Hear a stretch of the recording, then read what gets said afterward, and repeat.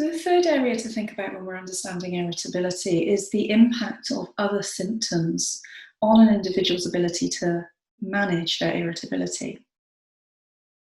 The brain requires energy to work.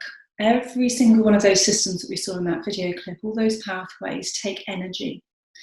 And if an individual after a brain injury is experiencing cognitive difficulties, thinking difficulties, maybe speech difficulties or movement difficulties, then in order to perform that task well, they are having to put in extra effort.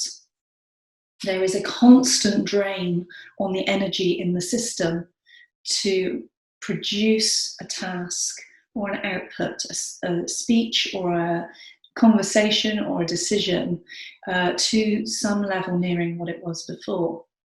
Now, what that means is all of the energy that the brain requires is going to those systems primarily so that the individual can have a conversation or complete a task or do some cooking. And what that means is that energy then isn't going to the emotional regulation system. It's not supporting that communication between the amygdala and the frontal lobes. And in essence, that system gets neglected. It's kind of last on the list. The other aspect of brain injury that can really affect that is fatigue.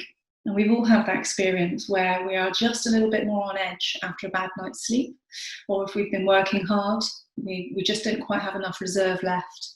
Now, for an individual following brain injury, where fatigue is dominant, they feel like that all the time. And so their system is always just slightly on edge, slightly less able to manage the unexpected, slightly less reserves.